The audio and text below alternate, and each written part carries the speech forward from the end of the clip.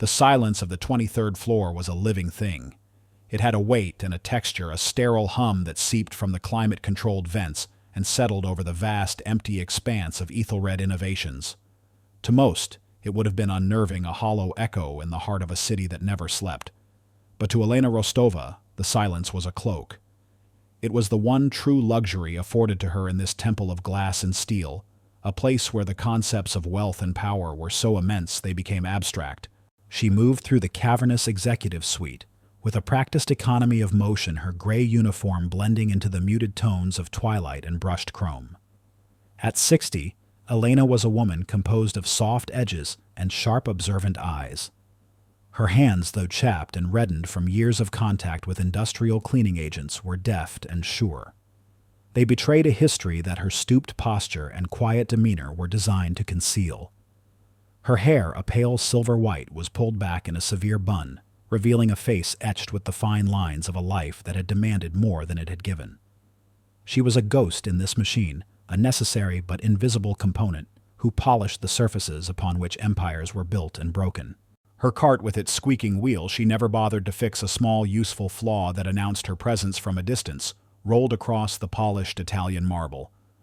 She passed desks that were larger than the kitchen table in her small apartment, chairs of ergonomic mesh and leather that cost more than her monthly rent, and windows that offered a god's-eye view of the sprawling metropolis below.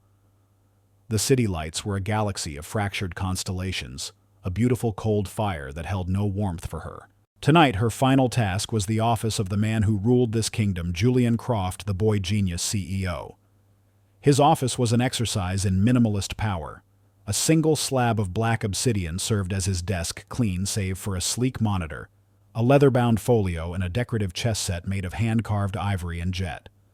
The air within smelled of expensive cologne, old paper, and the faint electric tang of ozone from the servers humming silently one floor below. Elena began her ritual. She emptied the wastebasket, which contained nothing more than a few crumpled printouts and a high-end protein bar wrapper. She wiped the obsidian desk, her cloth moving in slow, overlapping circles until the surface was a flawless black mirror. She saw her own reflection for a fleeting moment, a tired woman, a whisper of a person, and quickly looked away. It was safer not to look too closely at the person she had become. Her attention shifted to the large abstract painting that dominated the wall behind the desk. It was a chaotic swirl of blues and grays, a piece of art that screamed its own importance and expense. As she ran her feather duster along the top of the heavy wooden frame, her knuckles brushed against something small and cold, nestled in the recess between the frame and the wall. She stopped. It was not dust. It was not a stray piece of hardware from the mounting. Her movements, once fluid, became sharp and deliberate. Her breath hitched, not in fear, but in a surge of something else, something old and unwelcome. A ghost of instinct from a past she had buried under 2 decades of bleach and anonymity. Setting the duster down, she pulled a small tissue from her pocket and used it to gently probe the object. It was a small black disc, no larger than a coin, with a faint adhesive sheen on one side. There were no markings, no lights, but she did not need any. She knew exactly what it was. A high-frequency, low-profile listening device, military grade or something very close to it.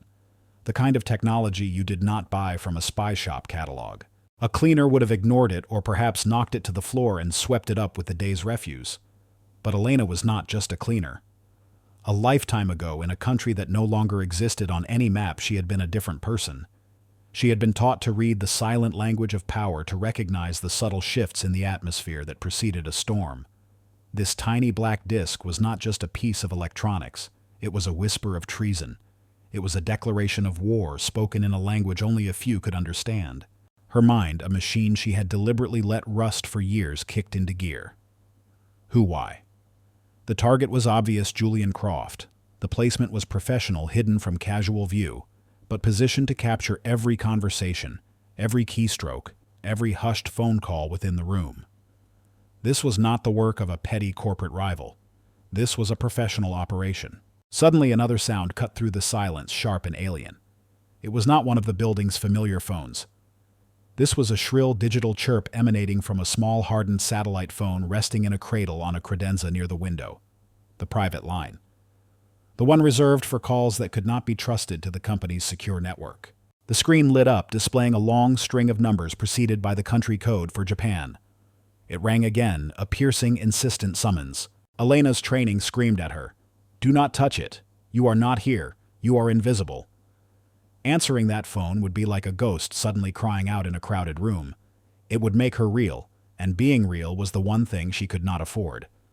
She took a step back, her hand gripping the handle of her cleaning cart. Her job was to clean. Her purpose was to survive. This was not her fight. But the bug behind the painting stared at her like a malevolent eye. Someone was listening, someone who had betrayed the man in this office, and the person on the other end of that phone was calling with an urgency that transcended time zones and corporate protocols. The two events happening moments apart could not be a coincidence.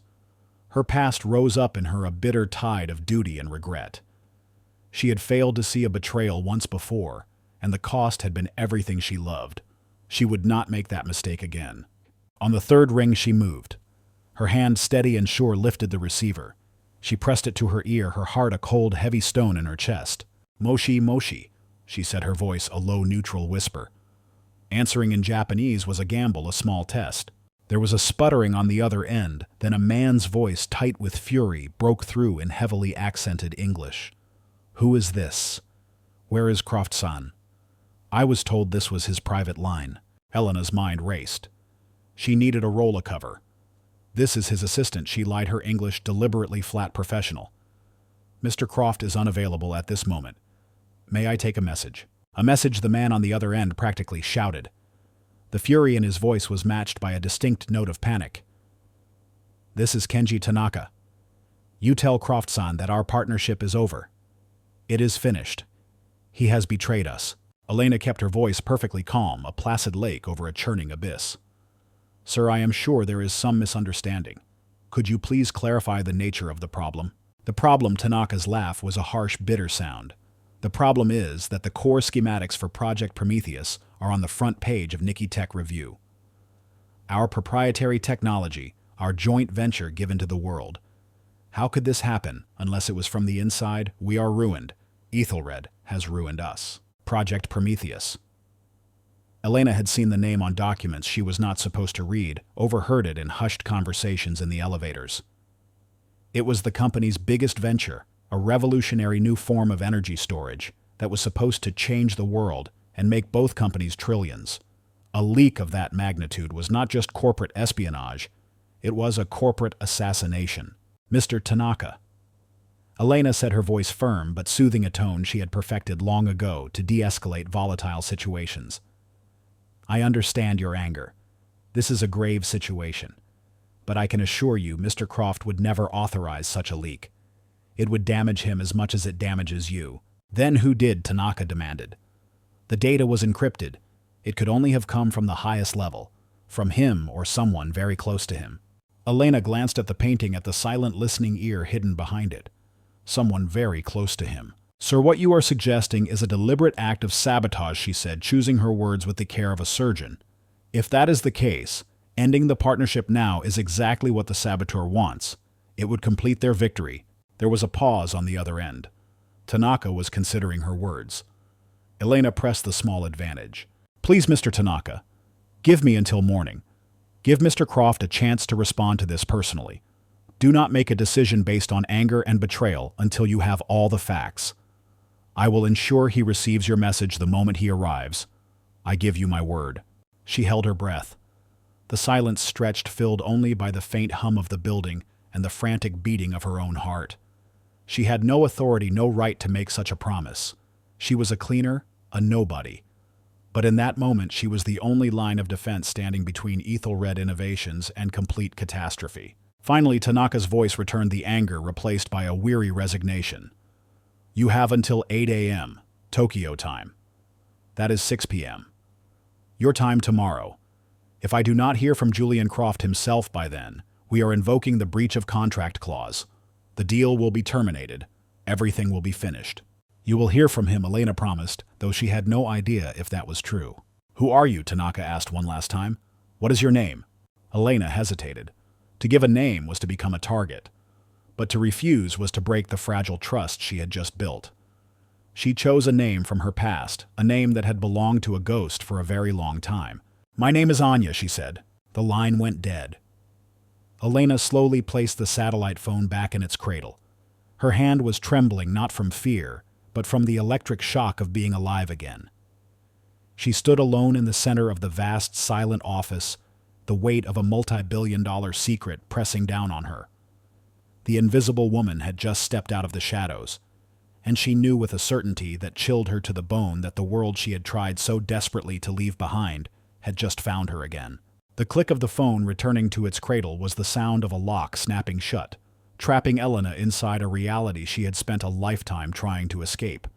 For a long, silent minute, she did not move.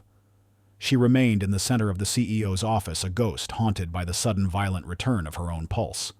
The adrenaline from the call with Kenji Tanaka began to recede, leaving behind the cold, clear sediment of analysis. The fear was still there, a low hum beneath the surface.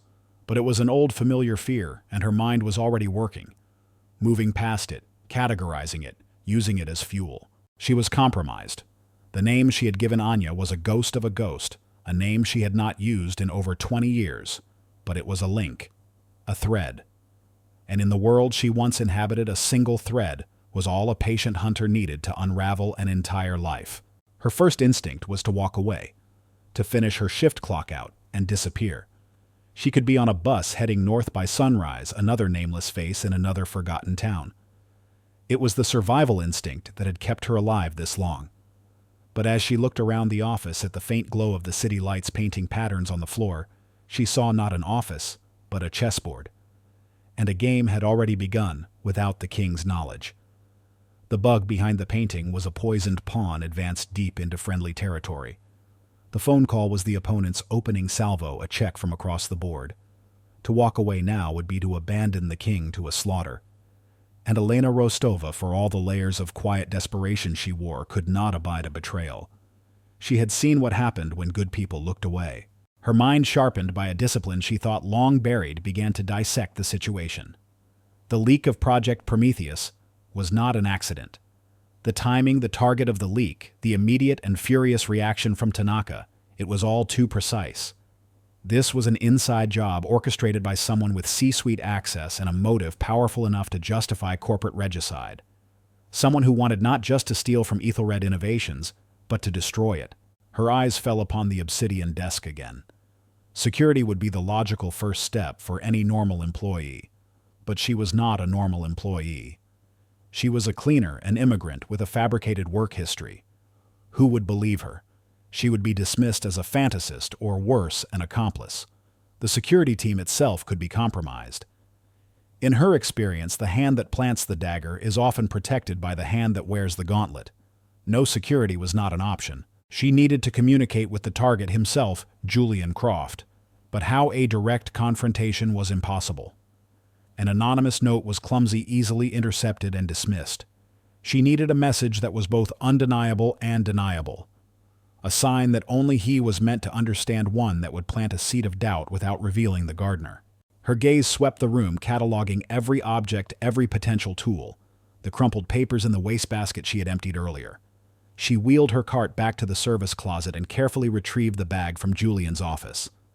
Under the harsh fluorescent light of the corridor, she spread the papers on a clean towel.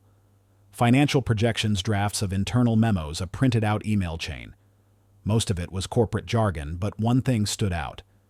It was a dinner reservation confirmation from a week ago for 2 people at an exclusive restaurant. The second guest was listed simply as M. Thorne, Marcus Thorne, the COO, the second in command.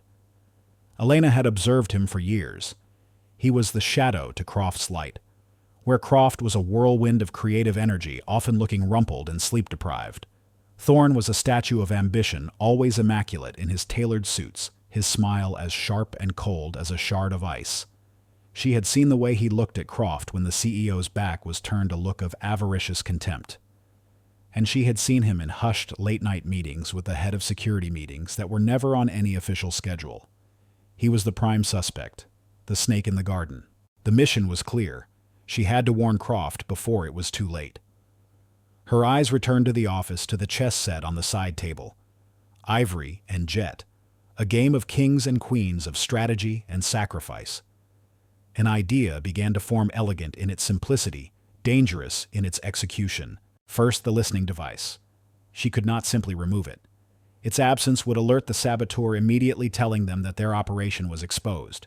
They would accelerate their plans or simply disappear, leaving Croft to fight shadows. No, the device had to be found. By him. She retrieved a small, thin palette knife from her cart, a tool she used for scraping hardened gum from under desks. Its metal was thin but strong. Wiping it clean, she returned to the painting. Her heart hammered against her ribs as she worked. This was the point of no return. With the delicate precision of a surgeon, she slid the knife behind the frame and gently pried the small disc from the wood. It came free with a soft click. Now, where to put it? It needed to be in a place he would eventually find, but not a place that would seem obvious. Her eyes scanned the shelves of books that lined one wall. Most were technical manuals and business biographies. But one stood out, a handsome leather-bound edition of Sun Tzu's The Art of War. It was a cliché for an executive to own, but its symbolism was perfect. She carefully opened the book to the middle, and using the knife created a small slit in the thick paper of the spine. She slid the disc inside a black secret nestled against ancient wisdom. It was almost invisible. He would not find it today, perhaps not tomorrow. But when he did, the context would be unmistakable. Next, the signal. The chess set. She walked over to the table, her rubber-soled shoes making no sound. The pieces were arranged in a classic mid-game position. She reached out, and her fingers, rough and calloused, closed around the Black King. It was cool and heavy, the intricate carving of the crown sharp against her palm. This piece represented Julian Croft, a ruler powerful yet vulnerable, surrounded by pieces he believed were loyal. She carried it back to the desk and placed it directly beside the copy of The Art of War. A lone king separated from its army, standing next to a book that now contained a hidden threat. The message was clear for anyone with the wit to read it. Your reign is under attack. The enemy is hidden in plain sight. You are alone. It was a ghost's gambit, a move made by an invisible player. It could be interpreted as nothing, a piece simply misplaced during her cleaning. It offered her perfect deniability. But for a man whose mind was already reeling from the news of a catastrophic leak, it would be a jarring, inexplicable detail. It would be a splinter in his mind, festering, forcing him to question everything. With her task complete, a new urgency took hold. She had to erase her presence to become a ghost once more. She meticulously wiped down every surface she had touched: the book, the chess piece, the credenza, the phone. She checked the floor for any marks, any sign that she had deviated from her routine. She put the papers back in the wastebasket, placed the fresh bag in the service closet, and looked around the office one last time. Everything was exactly as it should be. Polished, silent waiting. She finished the rest of her shift on autopilot, her mind miles away. The squeak of her cart seemed impossibly loud in the silence. Every shadow seemed to hold a threat. When she finally clocked out, the sky outside was beginning to soften from black to a deep, bruised purple. The city was stirring its earliest risers, beginning their commutes. Elena pulled her thin coat tighter around her shoulders as she walked to the bus stop. The morning air was cold and it bit at her cheeks. She did not look back at the gleaming glass tower of Ethelred Innovations. She did not need to. She could feel its presence at her back, a silent, watchful giant. It was no longer just the place that paid her bills. It was a battlefield she had just armed. A war had been declared in the quiet of the night, and she, the cleaner, the refugee, the ghost, had just made the opening move. The bus arrived with a hiss of air brakes, and she boarded, finding her usual seat at the back. As it rumbled through the waking city, Elena stared out at the gray streets, but she did not see them. She saw a chessboard and a lone Black King standing in the shadow of a terrible threat. The game was on. Julian Croft moved through the world like a man perpetually wrestling with a storm that only he could see.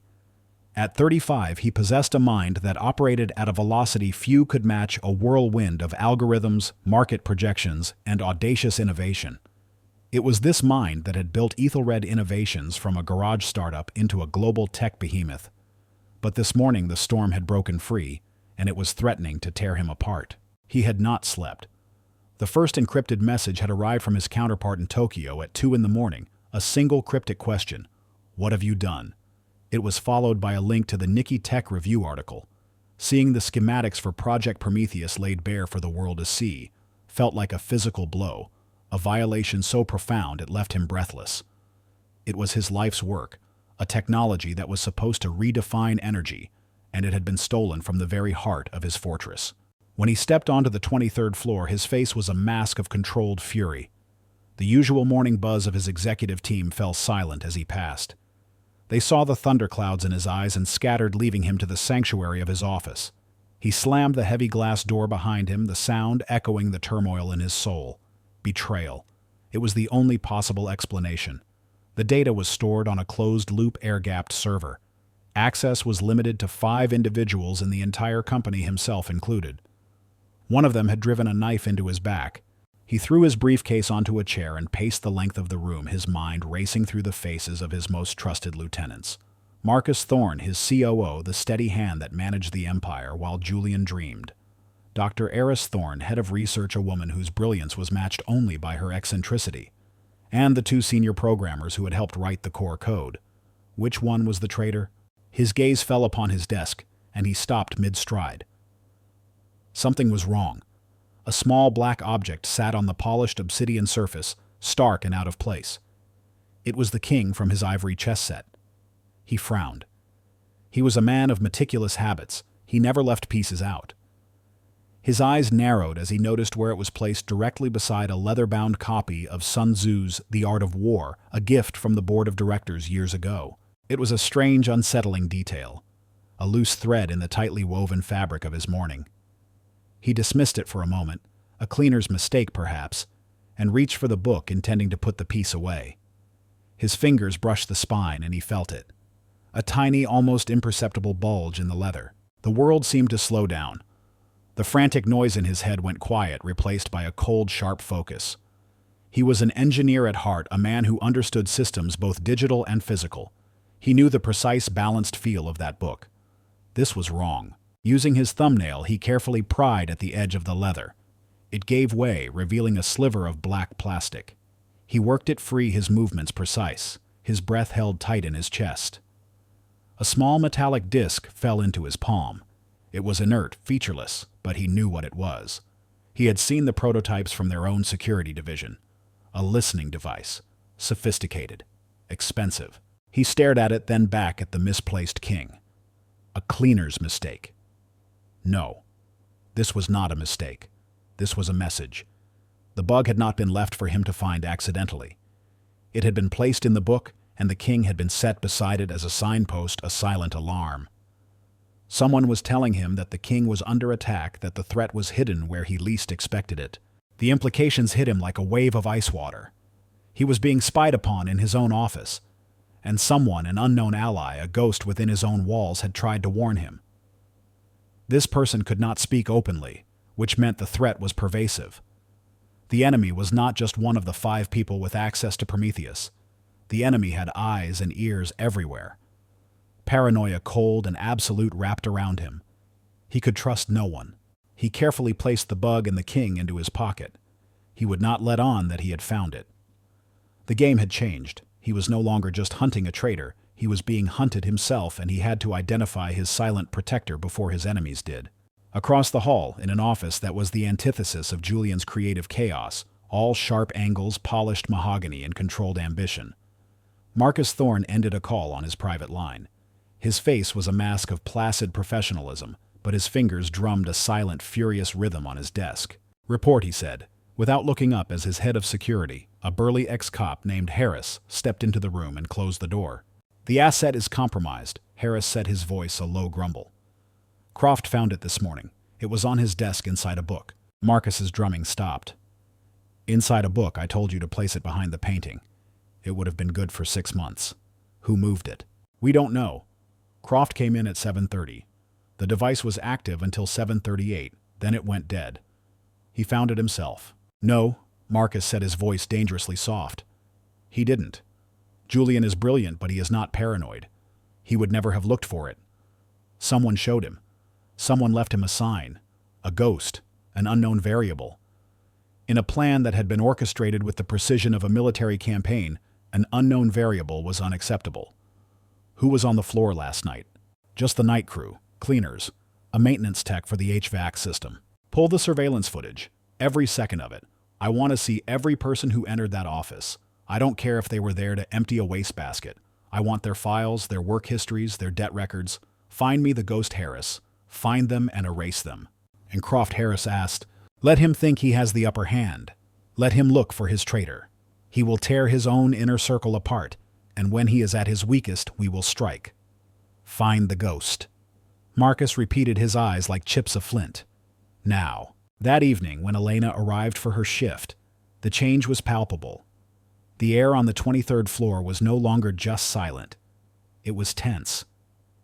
The usual lone security guard at the elevator bank had been replaced by two. They did not just glance at her ID.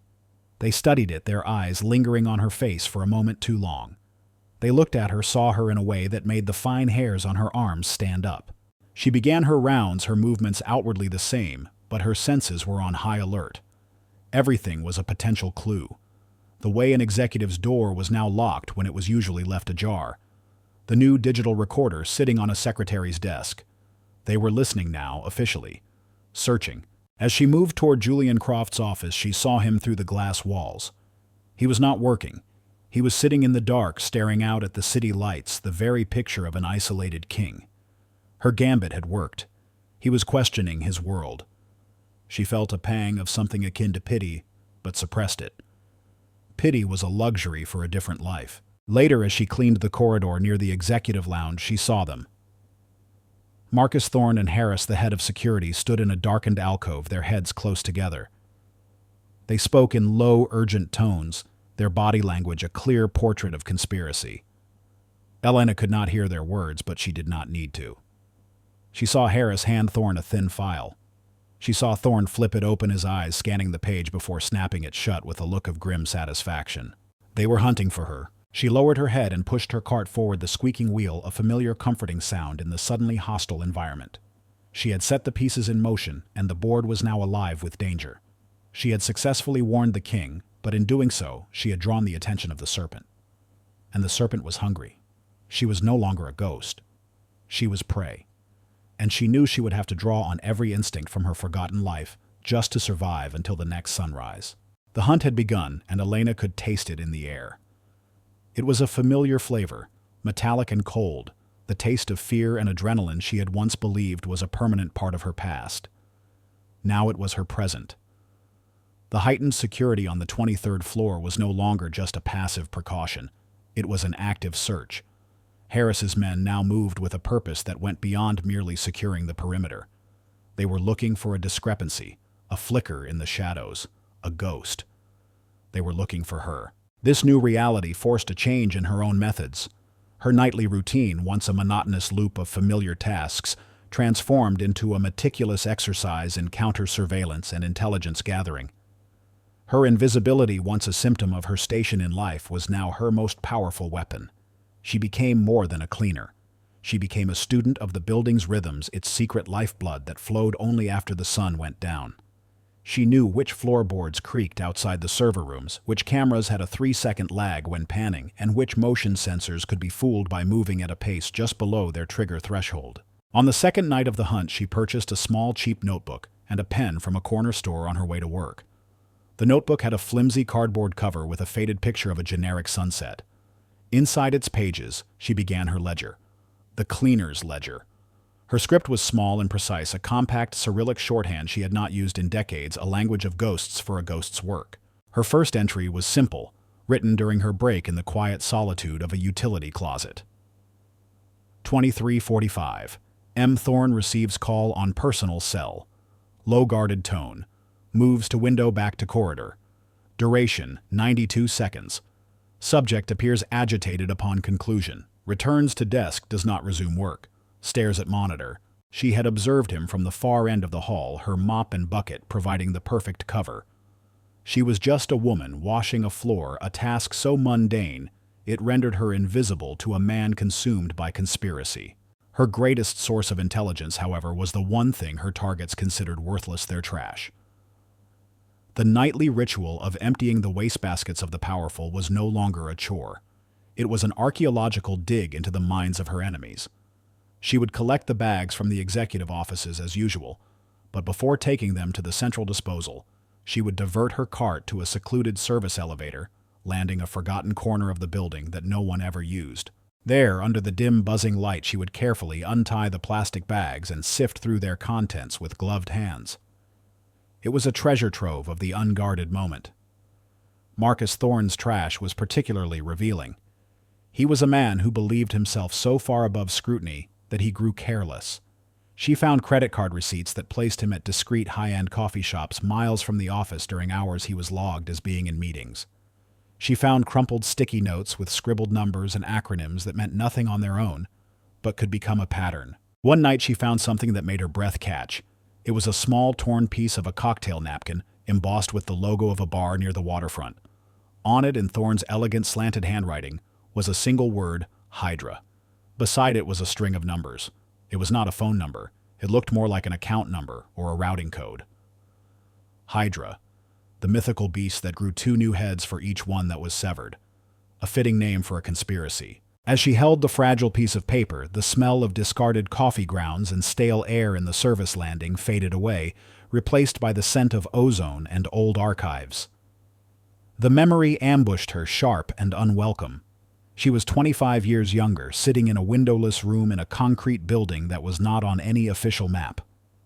Before her was a similar piece of evidence, a telex intercepted and decrypted.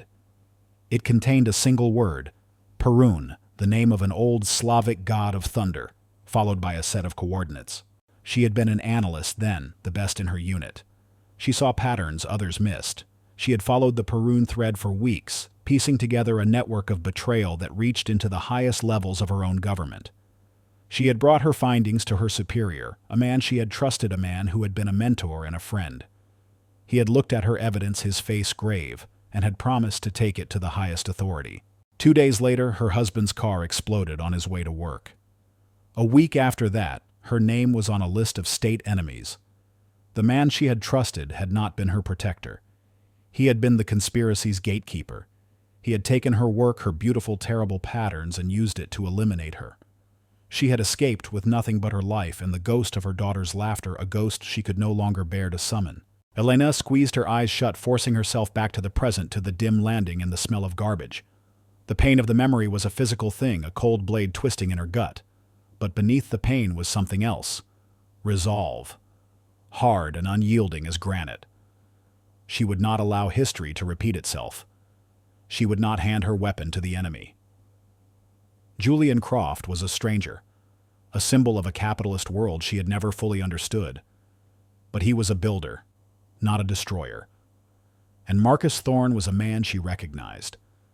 He wore a different suit, spoke a different language, but he was the same kind of serpent who had poisoned her life. She knew her first message had been received, but Julian's reaction was one of containment, not action. He was looking for a single traitor in his inner circle. He did not yet understand that the entire garden was infested. She needed to escalate to guide his suspicion in the right direction without revealing her hand. The opportunity came near the end of her shift. The executive waiting area, a space of plush leather sofas and artfully arranged magazines, was always her last stop. A copy of the previous day's Financial Times lay on a glass coffee table. It was a prop she knew, part of the carefully curated image of global commerce. No one actually read it, which made it the perfect canvas. She sat on the edge of one of the sofas, her body angled away from the corridor camera. The security guard was on his rotation 3 floors below. She had 4 minutes. From her pocket, she pulled the pen she had taken from the corner store. It was cheap, the ink prone to smudging. Perfect. She opened the paper to the dense stock market listings. Her eyes scanned the columns of tiny print, and she began her work. It was a simple substitution cipher, something a child could devise, but in this context, it was utterly deniable. She began to circle individual letters seemingly at random across a dozen different company names. A T from a tech stock, an R from a pharmaceutical company, and U. A sound from the hallway, the soft whir of the elevator. Her head snapped up. Her heart leaped into her throat. Someone was coming. It was too early for the day shift. She quickly folded the newspaper, but the ink was still fresh. She could not just leave it. She shoved it into the side pocket of her cart, her mind racing. She grabbed her spray bottle and began furiously polishing the glass table, making herself as small and insignificant as possible. A man in a sharp suit, one of the junior executives from the legal department, stepped off the elevator talking into his phone. He walked right past the waiting area without a second glance. He did not see her. She was just the cleaner. Elena let out a breath she hadn't realized she was holding. Her hands were shaking. This was a fool's game. She was too old for this. But the image of Marcus Thorne's cold smile flashed in her mind. She would not back down. After the executive disappeared into his office, she returned to her task. She worked faster now, her fingers flying across the page. SNAKEISINYOURGARDEN. When she was finished, she refolded the paper and placed it back on the table precisely in its original position. The circled letters were a chaotic, meaningless pattern to any casual observer. But to a man who had just found a listening device next to a lone chess king, a man whose world had been turned upside axles, it would be a scream. She finished her work and left the building, melting into the river of early morning commuters. She had laid another piece of bait. She was drawing a map for the king, leading him toward the serpent. But she knew with the chilling certainty of experience that by illuminating the snake, she was also showing it exactly where she was hiding. The garden was becoming a very dangerous place. The newspaper sat on the glass coffee table in the executive waiting area, an island of mundane print in an ocean of polished surfaces. Julian Croft saw it the moment he stepped off the elevator the next morning. His mind, now a finely tuned instrument of paranoia, registered it instantly. It was the only object in the entire suite that felt loud. Cleaners were meticulous on this floor. A day-old paper was an anomaly, an intentional breadcrumb. He bypassed the coffee machine and walked directly to the table. He picked up the Financial Times, his fingers tracing the crisp edges. Outwardly, he was calm, just a CEO catching up on the morning's news. But inside, his nerves were screaming. He saw them immediately, the small, crudely circled letters scattered like shotgun pellets across the stock listings. He carried the paper back to his office, closed the door, and spread it across the obsidian desk. His hands were steady as he began the work of deciphering it. It was not a complex code, but its simplicity was its own kind of genius. Deniable. Dismissible. Unless you were a man who had just found a spy device next to a chess piece. For Julian, it was a flare in the darkness. TRUSTNOONE. His breath caught. The first two words confirmed his deepest fears. He was surrounded by enemies. He continued, his eyes scanning the page with frantic intensity. SNAKEISINYOURGARDEN. The snake is in your garden. The message was a shard of ice in his gut. It was no longer a vague warning. It was an accusation. It was a finger pointed directly at his inner circle, and one name echoed in his mind, coiled and venomous: Marcus Thorne. He leaned back in his chair, the newspaper spread before him like a battle map. All the small inconsistencies of the past few months, the details he had dismissed as Marcus's aggressive business style, now reassembled themselves into a terrifying mosaic. The budget overruns on the Prometheus server security, which Marcus had personally overseen. The sudden replacement of 2 key lab technicians, a move Marcus had insisted was for efficiency. The way Marcus had pushed to handle all direct communications with their suppliers, effectively isolating Julian from the project's logistical backbone. He had seen it as delegation. Now he saw it as sabotage. But suspicion was not proof. He could not move against his own COO on the word of a ghost and a newspaper. To do so would be to declare civil war within his own company, a war he might not win. The board respected Marcus. He was the stable, predictable hand to Julian's volatile genius. Julian knew he had to gather evidence to catch the snake in the act. The game had shifted. He was no longer just defending his kingdom. He was actively hunting the serpent within its walls. From that moment on, a new cold calm settled over Julian Croft. The frantic, unfocused anger was gone, replaced by a predatory watchfulness.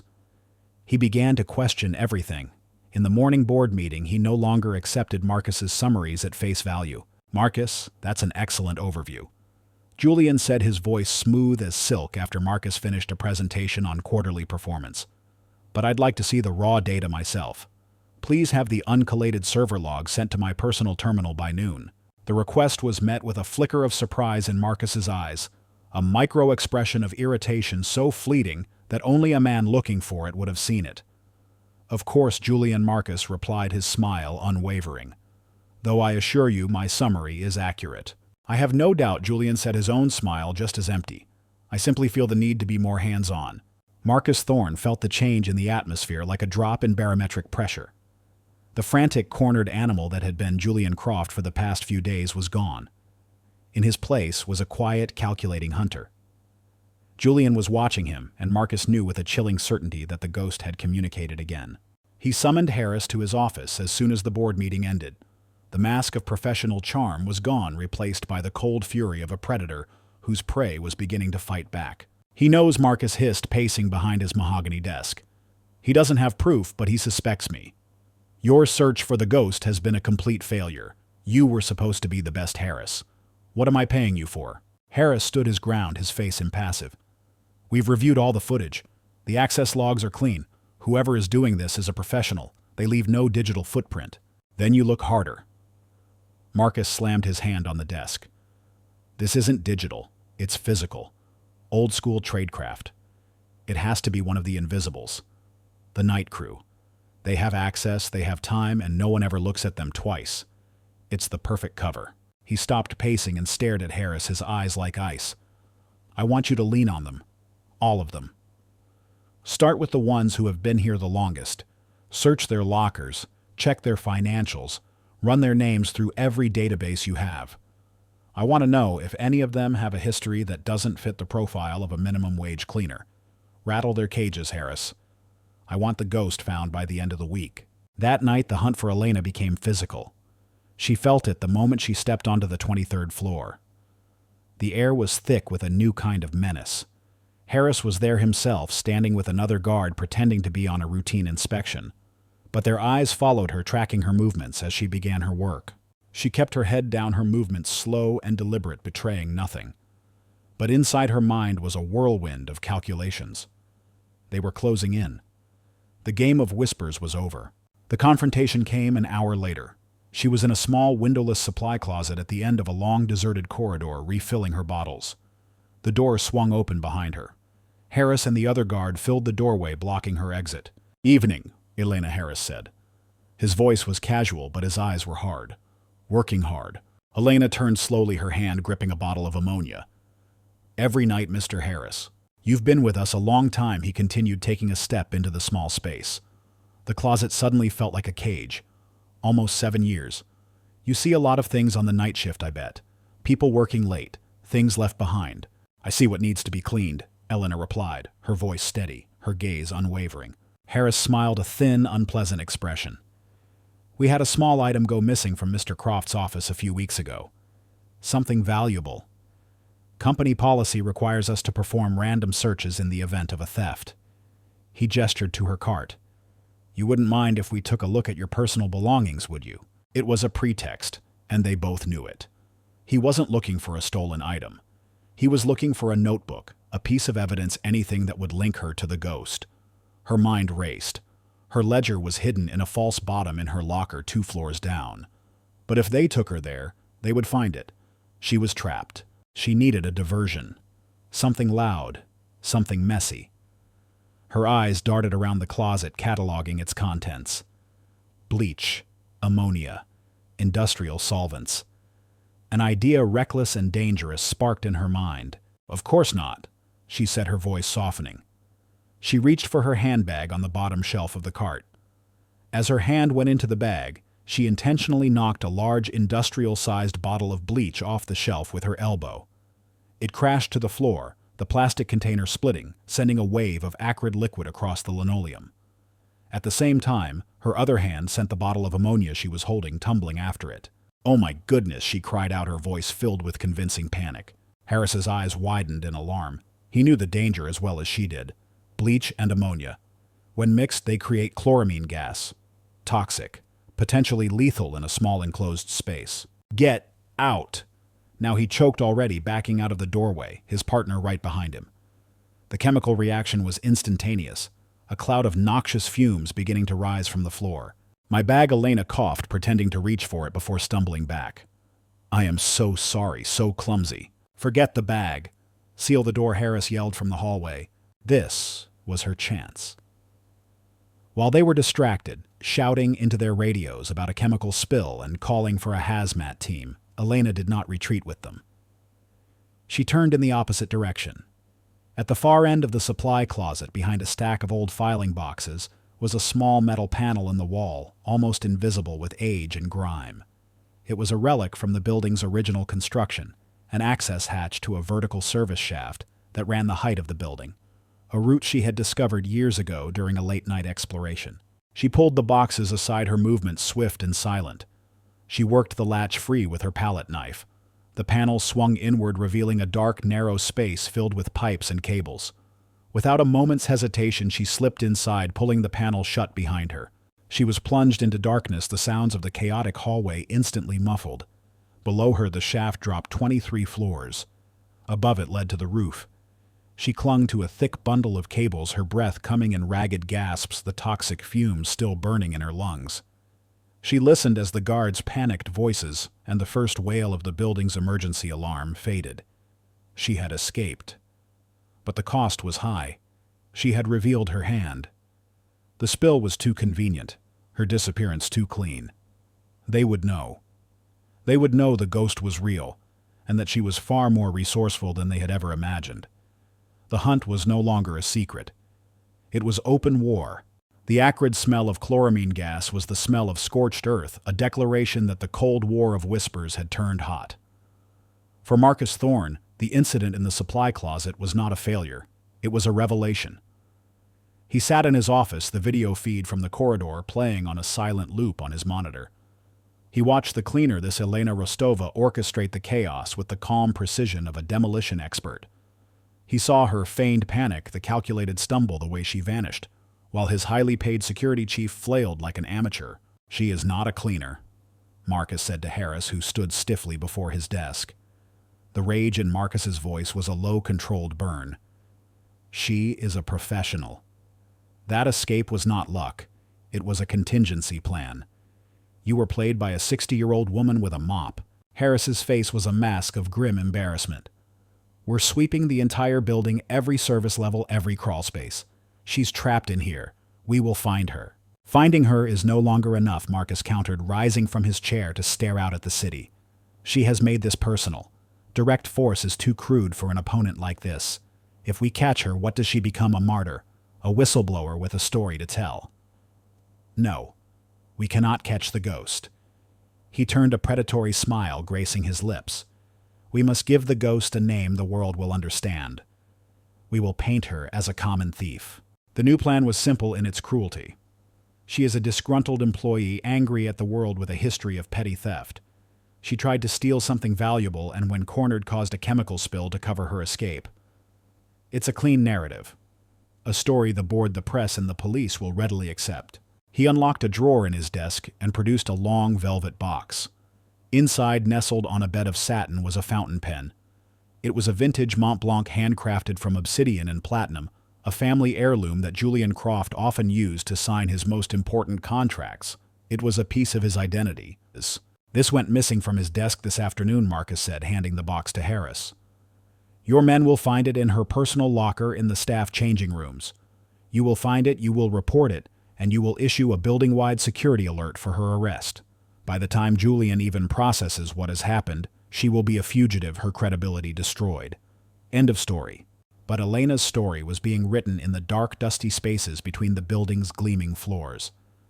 She had found a new sanctuary in the interstitial maze of service tunnels and ventilation shafts, a hidden world that ran like veins and arteries through the concrete and steel skeleton of the tower. It was a kingdom of dust, darkness, and silence.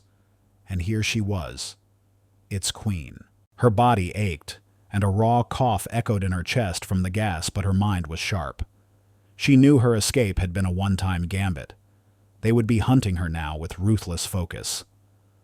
Returning to her life outside, to her small apartment, was impossible. She was a ghost, and she was now truly haunting the machine. From her perch in a wide ventilation duct above the staff changing rooms, she watched them. She saw Harris and his men sweep the area, their movements efficient and cold. She saw one of them use a master key to open her locker, a small metal box that contained a change of clothes, a worn photograph of her husband and daughter, and her ledger. Her heart seized. But they ignored the notebook. They were not looking for a spy. They were planting evidence against a thief.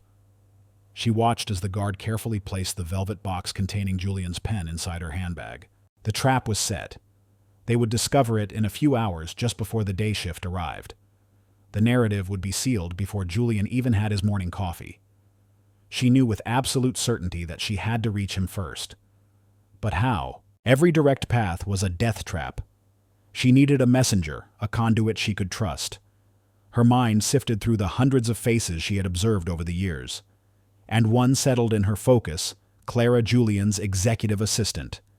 She was young, fiercely intelligent, and impeccably professional. But more than that, Elena had seen things. She had seen Clara quietly return a lost wallet to a junior intern, its contents untouched. She had heard Clara push back against a bullying executive in defense of a subordinate. Clara possessed a quiet, unyielding integrity. She was a risk, but she was the only risk worth taking. The plan formed desperate and precise. She needed to get a message to Clara, and she needed to give Julian proof that the trap was real. She needed the pen. She moved through the building's hidden network, a phantom navigating a map only she possessed. She emerged into a janitorial closet on the 20th floor, stole a technician's uniform from a locker, and with her face partially obscured by a baseball cap, she made her way to the executive mailroom. It was deserted at this hour. She found a standard intra-office envelope and, using a pen from the desk, wrote a single word on it. Clara. Getting the pen was the most dangerous part. She returned to the vents above the changing room. The guards were gone, but she knew the area was under surveillance. She had to create another blind spot. From her new vantage point, she could see the wiring for the security cameras. Using a small insulated tool from the technician's belt she had taken, she reached through the grate and severed a single power cable. The monitor in Harris's security office would go black for less than a minute before a backup system kicked in. But a minute was all she needed. She dropped silently to the floor, opened her locker, and retrieved the pen. Her fingers closed around the cool, heavy velvet of the box. This was the key. She slipped it into the intra-office envelope and sealed it. Now to deliver the message. She found a discarded burner phone in a recycling bin, its battery life a faint, hopeful green. She sent a text to the main desk line for the 23rd floor, knowing it would be automatically transcribed and emailed to Clara as a voicemail. The message was short, the words chosen with surgical care. Clara. A message for Mr. Croft. The ghost is in the machine. They are trying to frame me. Sub-level 3 maintenance corridor C. I have the proof.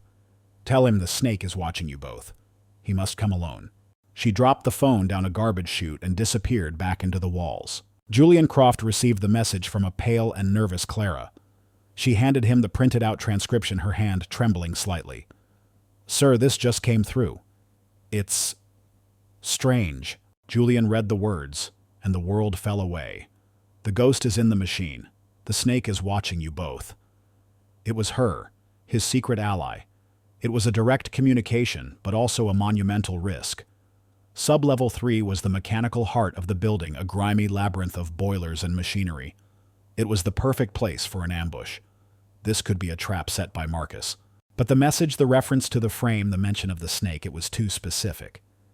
It was the next move in their silent, desperate game of chess.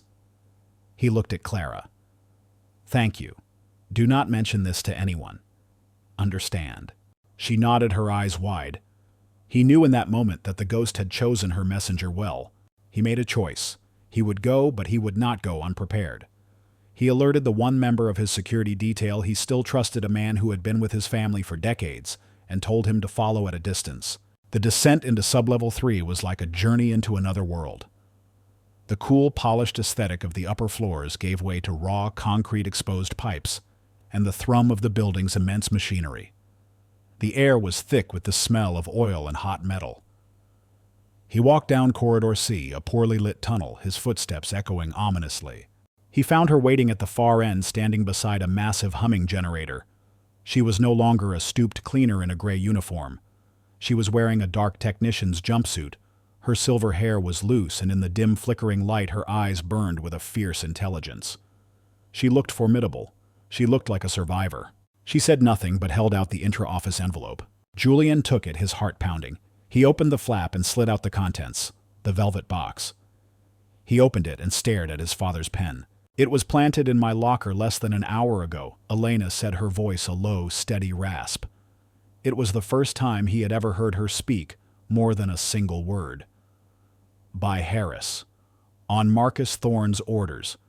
They were going to find it in the morning and brand me a thief. They want to discredit me before I can give you this." From a deep pocket in her jumpsuit, she produced a small, worn notebook.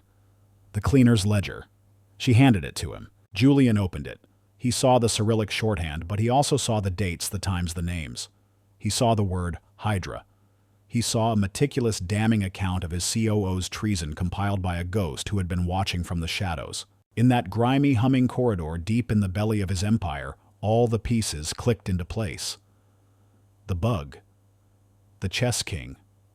The newspaper. The pen. This woman, this cleaner whose name he didn't even know, had been fighting a war on his behalf while he had been stumbling in the dark.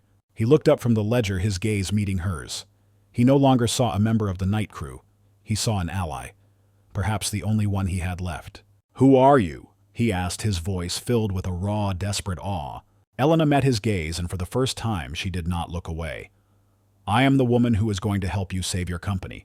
The sterile, humming silence of the sub-level corridor gave way to the oppressive quiet of Julian Croft's office. The journey back upstairs had been a silent one, a climb from the building's grimy underbelly to its gilded peak. But the power dynamic had been inverted. Julian was no longer just the CEO, and Elena was no longer just the cleaner. They were commander and operative, king and ghost, locked in a desperate alliance against a shared and imminent threat. Julian locked the heavy glass door, and with a tap on his desk console, turned the panoramic windows from transparent to an opaque milky white, sealing them inside a private world. The glittering city vanished, leaving them in a soundproofed bubble of their own making. He tossed the velvet box with the pen onto his desk, the sound a sharp crack in the silence. He then placed Elena's ledger beside it, handling the cheap, worn notebook as if it were a priceless artifact. "He has been bleeding me dry for months, maybe years," Julian said, his voice a low, ragged whisper of dawning comprehension. He paced before the opaque windows, a caged tiger in his own territory. Small project delays here, minor security breaches there. I saw them as isolated problems, the cost of doing business. But they weren't. They were a systematic campaign to weaken me, to make me look incompetent. Elena stood by the desk, her posture straight, the technician's jumpsuit, giving her an air of authority her cleaner's uniform had always concealed. "He is not just a thief, Mr. Croft," she said, her voice calm and analytical. "He is a usurper. The leak was a strategic strike designed to create maximum chaos and damage your reputation with your most important partner. He created a crisis only he could pretend to solve." She pointed to the ledger. "His patterns are clear. He escalates after every perceived victory. Now that he believes I am neutralized and branded a criminal, his final move will be swift.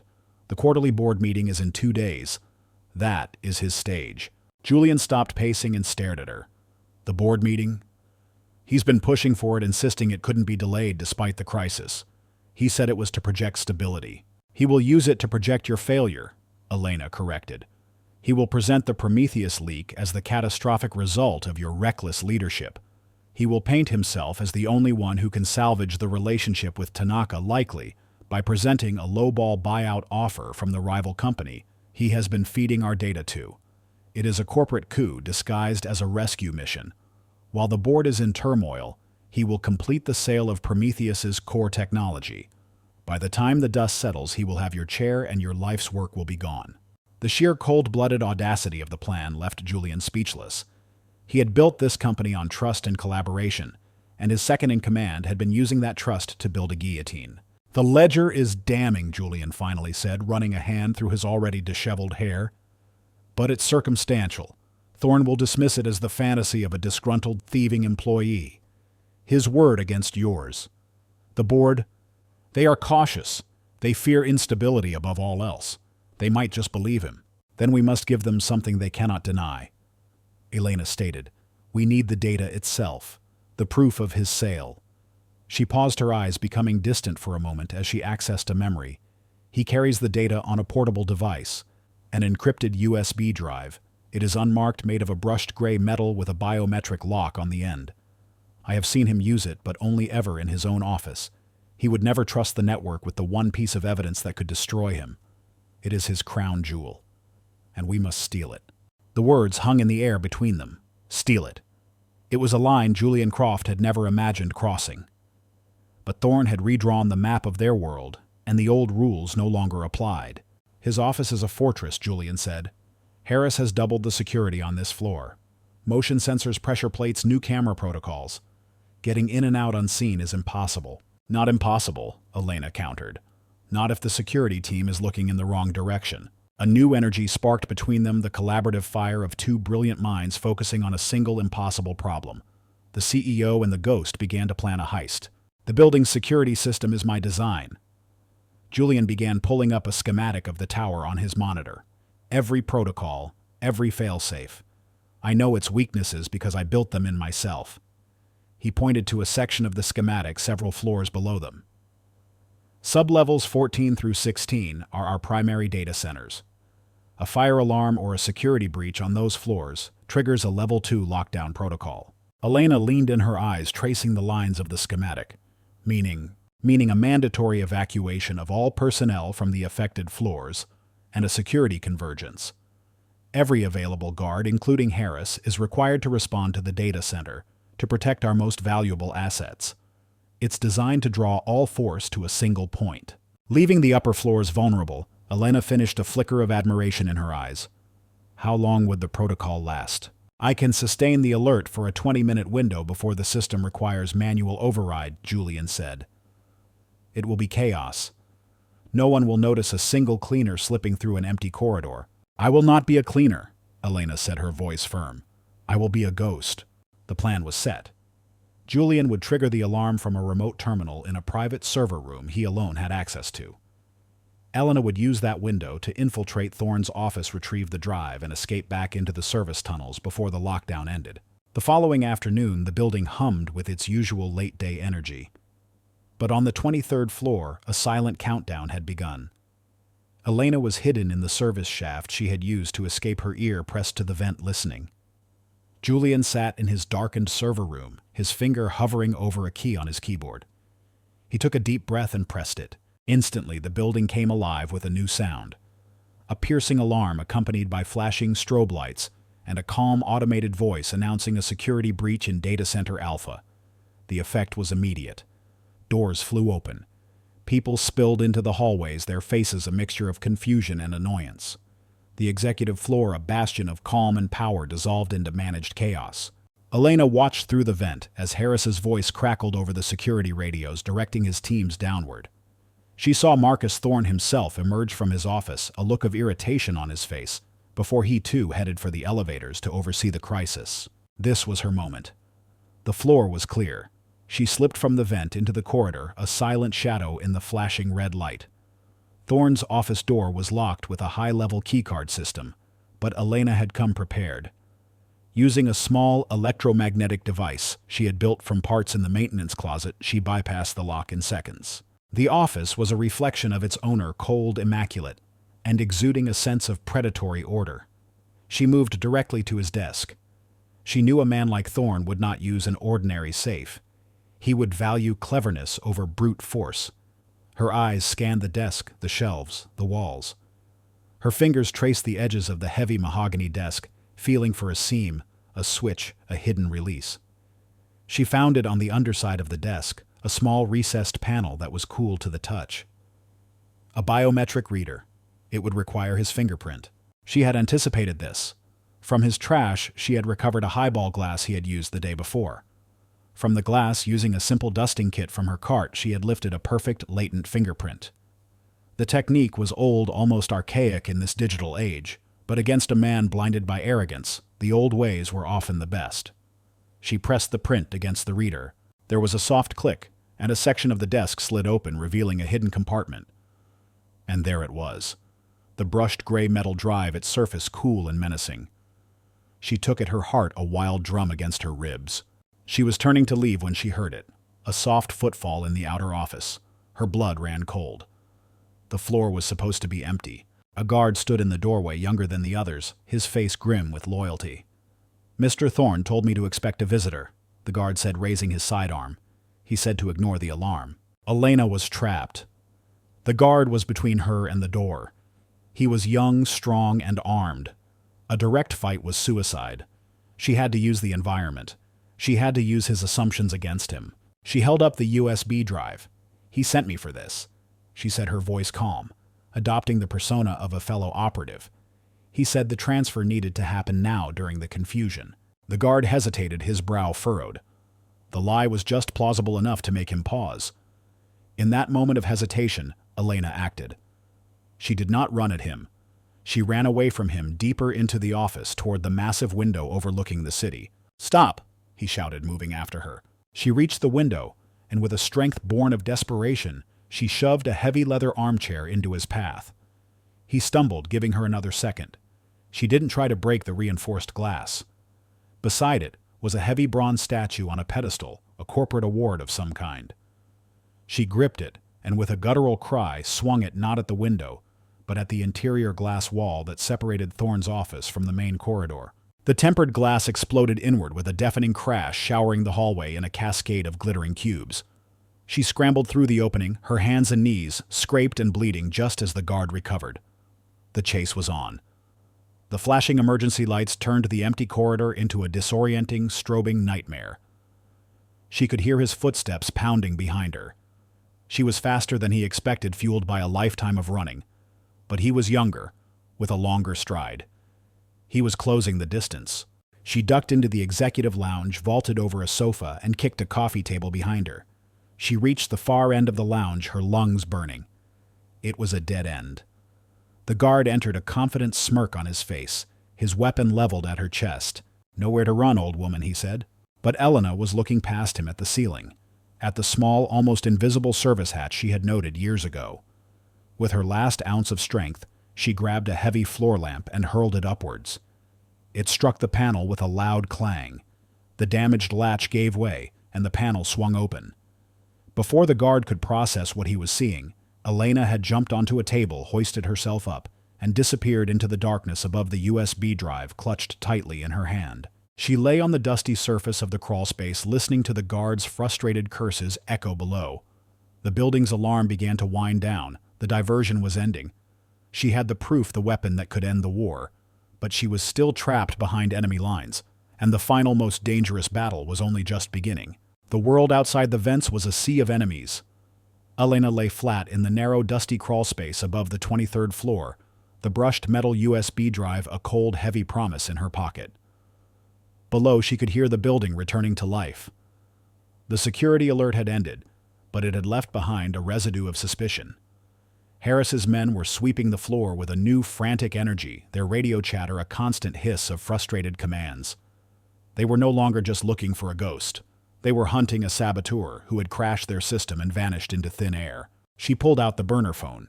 Its battery showed a single, ominous red bar. She had one call. She dialed the number for Julian's private terminal, the one that bypassed all secretaries. He answered on the first ring. "Are you safe?" His voice was a strained whisper. For now, Elena replied, her own voice low. "I have it. The drive. It's everything we thought and more."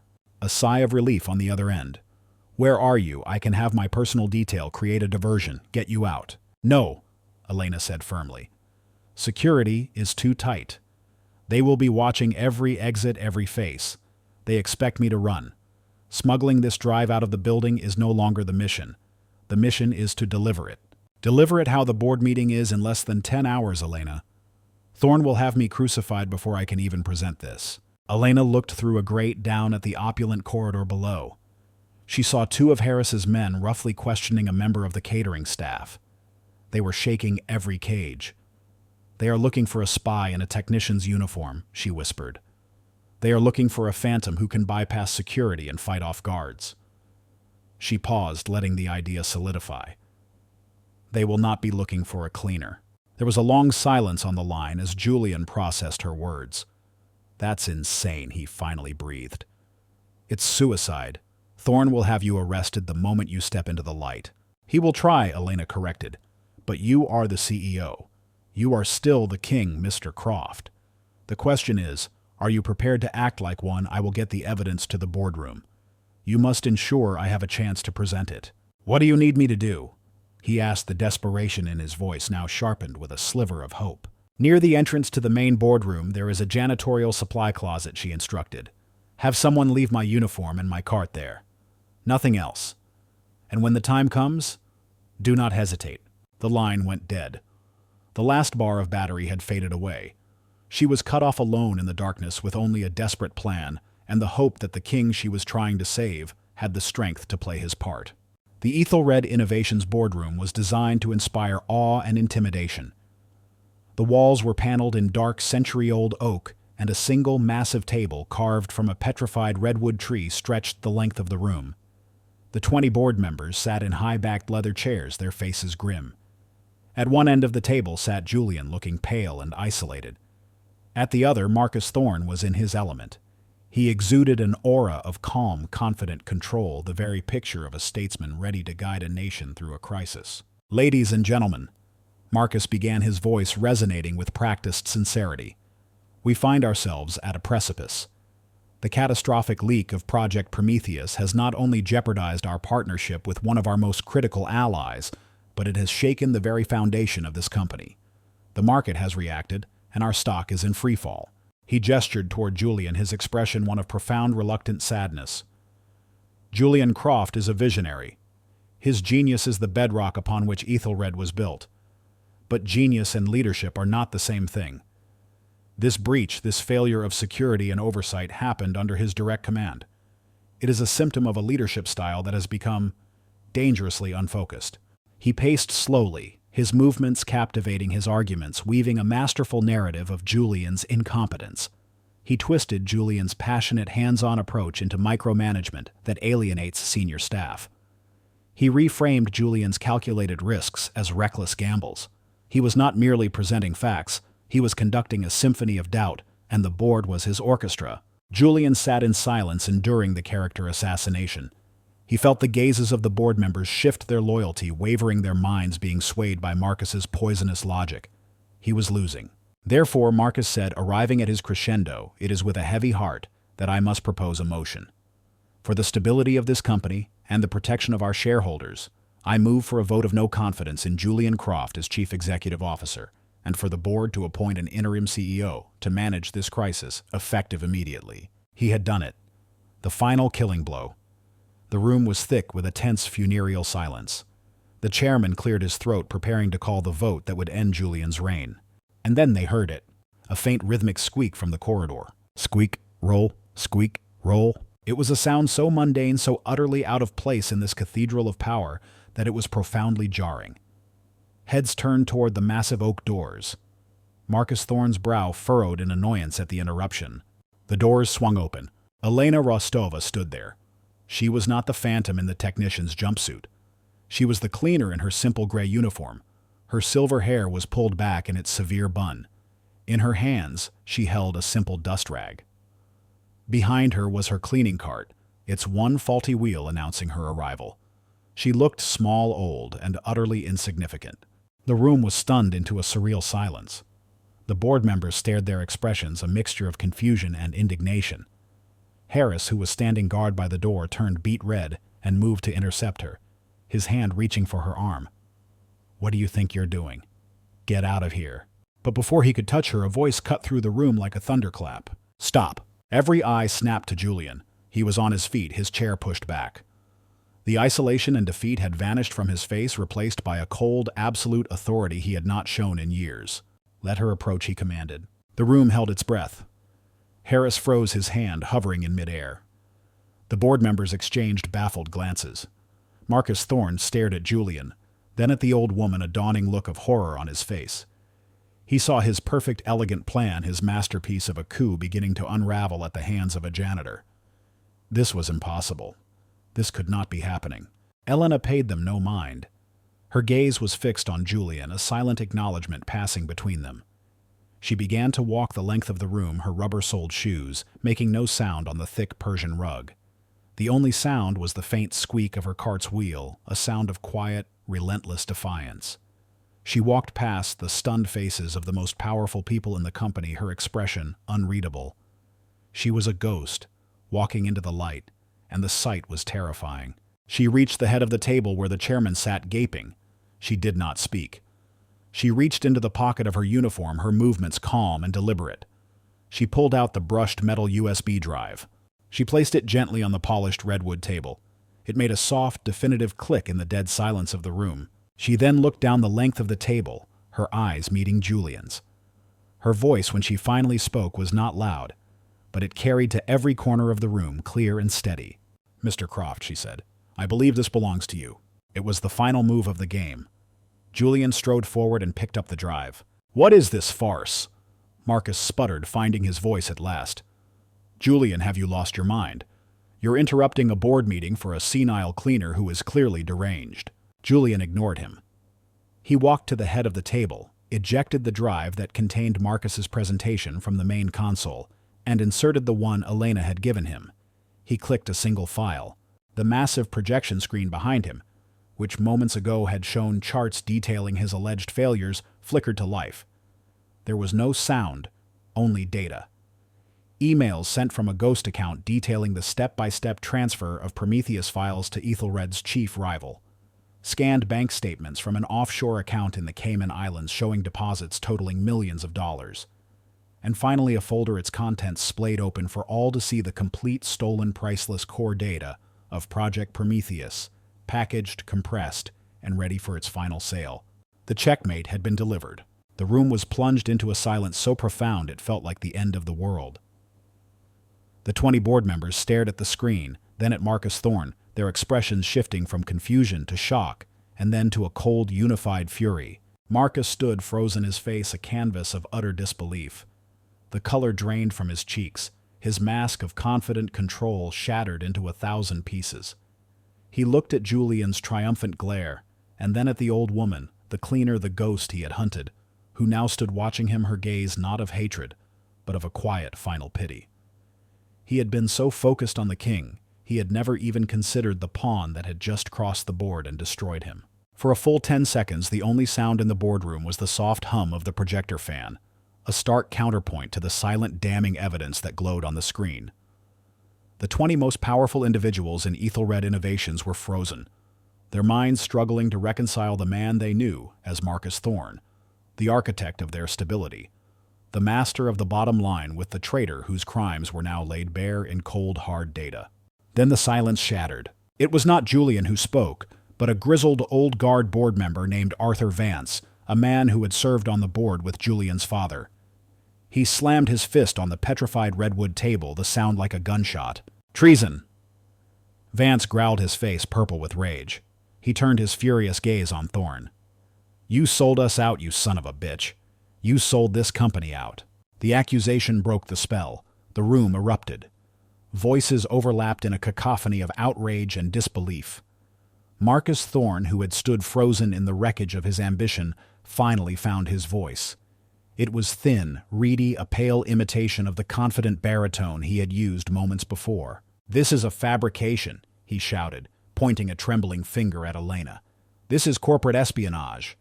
She is a plant, a spy from a rival, and she has conspired with Julian to frame me. He was about to be removed, and this is his desperate, pathetic final move."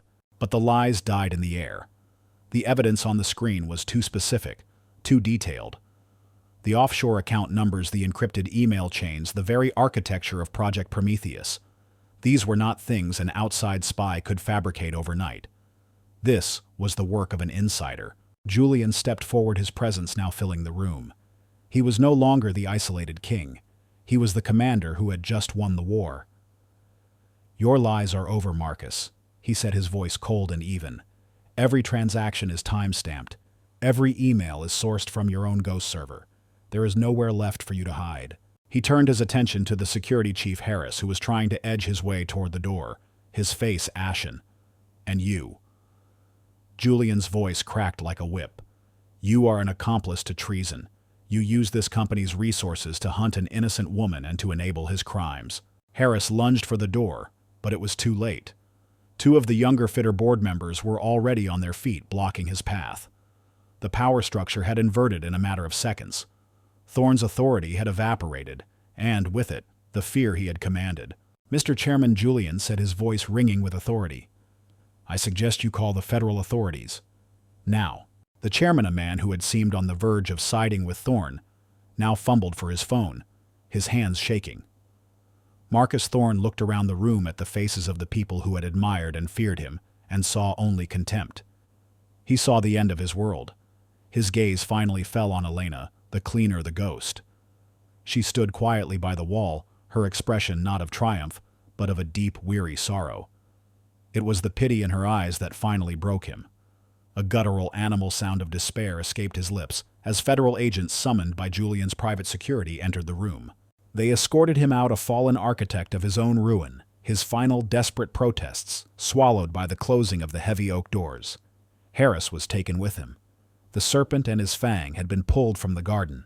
The storm passed, leaving a stunned, heavy silence in its wake.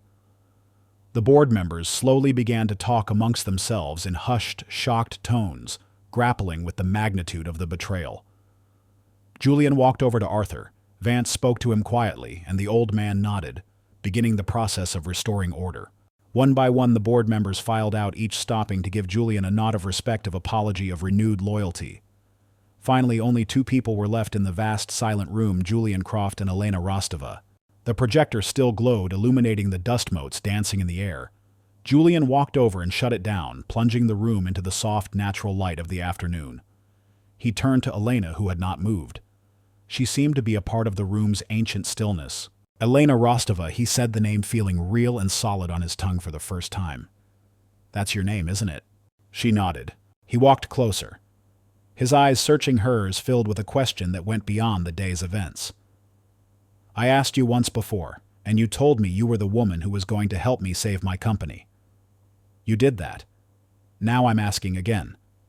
For me. Who are you?" Elena looked down at her hands, at the chapped skin and the worn knuckles. For a moment she was the cleaner again. Then she looked up, and her gaze was clear and direct, the gaze of an analyst, of a survivor. "A lifetime ago," she began, her voice low, "I was a different person in a different country. My work was not so different from this. I found patterns in whispers and shadows from my government. I pieced together conspiracies from the things people threw away. I was very good at it." She paused, a shadow of an old pain crossing her face. "I found a pattern of betrayal that went higher than anyone thought possible. The system I had served, the people I had trusted. They did not want the truth to be seen. It was easier to erase the person who found it. They took my family. They took my name. So I ran. I became a ghost. For 20 years I have been nothing but a whisper, a woman who cleans floors. I never thought I would do that work again." Julian listened, his heart aching with the weight of her unspoken losses. He understood now. Her quiet dignity, her sharp instincts, her profound understanding of betrayal, it had all been forged in a fire he could barely imagine. "They were fools to let you go," he said softly, "and I was a fool for not seeing you." "You are not a fool, Mr. Croft," she said. "You were a king who had forgotten that his greatest strength is not in the walls of his castle, but in the loyalty of his people, even the ones he cannot see." He nodded, humbled. He knew what he had to do next. The final piece of the puzzle. "The world knows what Marcus did," he said, "but they do not know how he was stopped. They need to know who the real hero of this story is." He strode to the console at the head of the table and initiated a secure international video conference. After a moment, the weary, guarded face of Kenji Tanaka appeared on the screen, projected life-sized against the far wall. Croft-san, Tanaka said, his tone formal and cold. "I trust you are calling with a full explanation." "I am Tanaka-san," Julian replied, "and a full apology." He did not make excuses. He did not delegate. He walked Tanaka through the entire sordid affair, showing him the key pieces of evidence of Thorne's betrayal. He laid the company's failure bare, taking full responsibility for his inability to see the serpent at his side. Tanaka listened in stony silence, his expression unreadable. When Julian had finished, he said, "That explains the what, but I still do not understand the how. How was this discovered in time?" Julian looked at Elena and gestured for her to come forward. She stepped into the camera's view, her simple gray uniform a stark contrast to the opulence of the room. "Tanaka-san," Julian said, his voice filled with a profound respect. "This is Elena Rostova. She is not my assistant. She is not a vice president. She is a member of our nightly cleaning staff. She is also the person who uncovered this conspiracy from the very beginning. She risked her life to warn me, and she is the sole reason we are still partners today." Kenji Tanaka stared at the screen, his mouth slightly agape. He looked at the old woman, at her clear, intelligent eyes, then back at Julian. He saw the absolute radical honesty in Julian's admission. This was not a corporate spin. This was the truth, raw and unbelievable. Slowly, deliberately, Kenji Tanaka, one of the most powerful men in global technology, stood from his chair in Tokyo. He placed his hands together and gave a deep, formal bow to the screen, a bow of ultimate respect.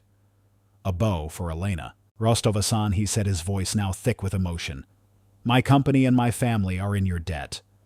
You have shown a courage and integrity that is rare in any station of life. Our partnership with Ethelred is no longer just a contract. It is an alliance built on the honor of the people within it." The call ended. The screen went dark. The room was quiet once more. Julian looked at the massive, empty chair at the head of the table where he was supposed to sit. He then looked at Elena. "That was my seat," he said, a small, wry smile touching his lips. "But I believe today, for the first time, this company was truly led from the floor. The war for Ethelred was over. The war for Elena Rostova's future was just beginning." In the aftermath of the storm, a new kind of quiet settled over the 23rd floor. It was not the sterile, empty silence of the night, nor the tense, charged silence of the boardroom before the fall. It was a working silence, the sound of an empire meticulously rebuilding itself upon a stronger foundation. The news of Marcus Thorne's arrest and the subsequent scandal had ripped through the corporate world, but inside Ethelred Innovations, the chaos was giving way to a new shared purpose. 2 days after the board meeting, Julian Croft summoned Elena to his office. She arrived not in her familiar gray uniform, but in a simple dark dress she had purchased that morning, the first new piece of clothing she had bought for herself in years. It felt foreign, like a costume, but as she walked the corridors, she noticed the change was not just in her attire. People met her gaze. They nodded. Some even offered a small, hesitant smile. The ghost was becoming a person. Julian stood by the window looking out at the city. He turned as she entered, and the smile he gave her was genuine, free of the strain that had haunted him for months. "Elena," he said, gesturing to the chair opposite his desk, the chair reserved for honored guests, not staff. "Please." She sat her back straight, her hands folded in her lap. He sat down opposite her and slid a thin white envelope across the obsidian desk. "This is a formality in some ways," he said, "a fraction of what the company owes you. The board approved a discretionary bonus. It's enough that you would never have to work another day in your life." Elena looked at the envelope but did not touch it. She saw the number through the thin paper, a figure with enough zeros to be abstract. It was a king's ransom, a golden key to a life of ease she could never have imagined. She thought of her small apartment, of the constant grinding worry about bills, of a life spent making ends meet. And then she thought of the cold satisfaction in Marcus Thorne's eyes, a man who had everything and was willing to destroy others for more. She gently pushed the envelope back across the desk. "Mr. Croft," she said, her voice soft but unwavering. "Thank you, but I cannot accept this. I did not do what I did for money. My silence was never for sale, and neither is my integrity." Julian did not look surprised. He seemed to have expected this. He nodded slowly, a deep respect dawning in his eyes. He withdrew the envelope and placed it in a drawer. "I thought you might say that," he said. "The money is yours regardless. It will be placed in a trust for you to access if and when you ever choose. But I had another offer in mind. Not a reward, a role." He leaned forward, his hands clasped on the desk. "For the past week, I have been looking at our company's structure. We have departments for finance, for legal, for human resources. We have executives who are brilliant at what they do. But we have no one in a position of power whose sole job is to protect the soul of this company. We have no conscience." He paused, his gaze intense. "I don't need another Vice President Elena. I need an advisor. Someone with the authority to look into any department, to question any project, to assess any risk, not for its profitability, but for its integrity. A position that reports only to me. I need someone who sees the patterns in the shadows before they become threats in the light." He was offering her a position that did not exist on any corporate chart. He was offering her a role that was, in essence, her. The ghost who haunted the machine would now become its guardian spirit. Tears welled in Elena's eyes, hot and unexpected. For 20 years she had survived by being invisible, by expecting nothing from the world but the chance to be left alone. To be seen, truly seen, for the skills she had been forced to bury, was a feeling so overwhelming it left her breathless. "I am a cleaner," she whispered the words, a final fading echo of her old life. "You were a cleaner," Julian corrected gently. "Now you would be my director of strategic oversight, if you'll have the job." She looked at him, at this young, brilliant man who had been humbled and remade by betrayal, and she saw a king worthy of his crown. She saw a place where her past was not a source of shame, but a source of strength. She saw a home. "Yes," she said, her voice clear and strong. "I will." Her first day in her new role was a study in quiet disruption. She arrived in her simple dark dress and was shown to a new office not far from Julian's. It was modest, but it had a window with a view of the river. The nameplate on the door read simply, E. Rostova, Strategic Oversight. The news of her appointment rippled through the company. There was shocked disbelief and, in some corners, quiet mockery. The cleaner who was now a director, it was absurd. But the mockery died quickly. Julian had made it clear in a company-wide memo. Elena Rostova spoke with his authority. Her insights were to be considered his direct orders. She did not act like an executive. She did not issue commands or call unnecessary meetings. Instead, she listened. She walked the floors not with a mop, but with her quiet, observant gaze. She spoke to the junior programmers, the administrative assistants, the catering staff. She asked them what they saw, what they worried about, what they heard in the whispers by the coffee machine. She gathered the data of the unheard. And when she sat in on the high-level meetings, her presence was a silent, powerful force. She would listen for hours without saying a word, and then with a single perfectly timed question, she would cut through layers of corporate jargon and expose the flawed logic at the heart of a failing project. The executives who had once looked through her now looked at her with a mixture of fear and profound respect. They learned very quickly that the old woman in the corner saw everything. Several months passed. Ethelred Innovations, once on the brink of collapse, was now stronger than ever. The partnership with Tanaka's company flourished, built on a foundation of radical transparency. The story of the cleaner who saved the company became an internal legend, a cautionary tale about arrogance and a parable about the hidden value in every employee. One morning, Elena stood with Julian in his office, looking over the architectural plans for a new research and development campus. They were partners now in a way that transcended titles. He trusted her judgment implicitly. "The security consultants are recommending a perimeter defense system based on facial recognition," he said, pointing to a section of the blueprint. Elena studied the plan, her eyes tracing the flow of people and data. "The technology is impressive," she said, "but it creates a fortress. It tells our employees they are not trusted. It creates an atmosphere of suspicion." She pointed to a different area. "The real threat is not from the outside, Mr. Croft. It is from a sense of disenfranchisement on the inside. Invest in the people. Make them feel seen, valued. A loyal employee is a better security system than any camera." Julian looked from the plans to her face, and he smiled. "You are right, of course." He rolled up the blueprints. "Thank you, Elena." He walked to the window. The sun was just beginning to crest the horizon, casting a brilliant golden light over the waking city. The sky was awash with the colors of a new day, a new sunrise. "I used to believe this office was the top of the world," Julian said, his voice quiet with reflection.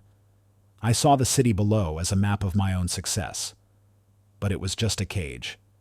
A beautiful, lonely cage." He turned to her, the morning light framing him. "You taught me that true vision isn't about looking down from a tower. It's about seeing the people on the ground." Elena came to stand beside him. She looked out at the same sunrise, but she saw something different. She saw a city of stories, of struggles, of quiet, resilient people, like the woman she had once been. She had found her purpose not by rising above them, but by finally taking her place among them, no longer a ghost, but a guardian. Her long, cold night was over. "It is a beautiful morning, Julian," she said, using his first name for the very first time. And in the warm, quiet light of the new day, she finally felt at peace. Sometimes the most profound strength is found in the quietest corners, in the people we have been taught to overlook. Elena's story is a powerful reminder that value is not defined by a title on a door or the clothes a person wears, but by the integrity of their actions and the wisdom they carry within. In a world that often prizes the loudest voice, she proves that the most important truths are often delivered in a whisper.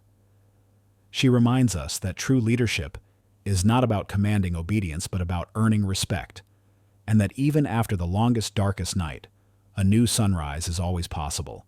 Thank you for joining us for this story. If you were moved by Elena's journey from the shadows into the light, we hope you'll consider supporting our channel. A simple like helps our stories reach more people, and by subscribing, you ensure you'll never miss a tale that celebrates the quiet courage and hidden strength within us all. We appreciate you spending your time with us.